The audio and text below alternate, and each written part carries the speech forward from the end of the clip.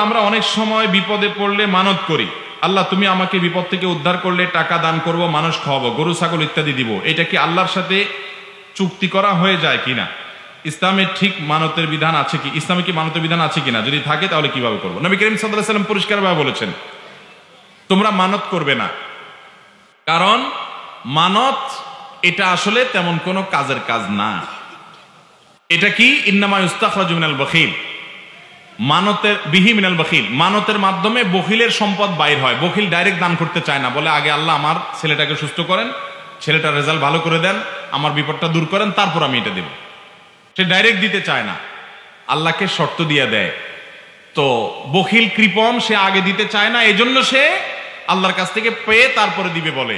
নবী সাল্লাল্লাহু আলাইহি ওয়াসাল্লাম বিষয়টাকে এইভাবে দেখেছেন।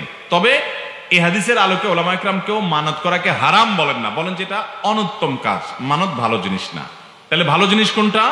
আপনার বিপদ হয়েছে, আপনার কোনো উদ্দেশ্য হাসিল হওয়া দরকার, আপনি এমনি টাকা দান করে দেন, দান করে এরপরে বলেন আল্লাহ আমি দান করলাম, আমি 2 রাকাত নফল নামাজ পড়লাম, আমি একটা রোজা রাখলাম, আমি একটা গরু ছাগল দান করলাম, কিছু টাকা পয়সা দান করলাম, আপনি আমার এই উদ্দেশ্যটা পূরণ করেন। এটা হলো সুন্নাহ সম্মত পদ্ধতি এবং প্রশংসনীয় বিষয় যে দান করবেন এবং আল্লাহর কাছে চাইবেন। তারপর যদি আপনি মান্নত করেন, আর মান্য যদি বিশুদ্ধ হয় তাহলে সঠিক হবে। আপনি যদি মান্নত করেন কোনো মাজারে কিছু দান করবেন, তাহলে সেটা ভুল মান্নত। এই মান্নত করলে সেটা পূরণ করা জরুরি না। নবী সাল্লাল্লাহু আলাইহি ওয়াসাল্লাম বলেছেন মান নাযারা আন ইয়াসি আল্লাহ ফালা ইয়াসিহি, যদি কেউ কোনো গুনাহের কাজ করার মান্নত করে তাহলে সে গুনাহ করতে পারবে না।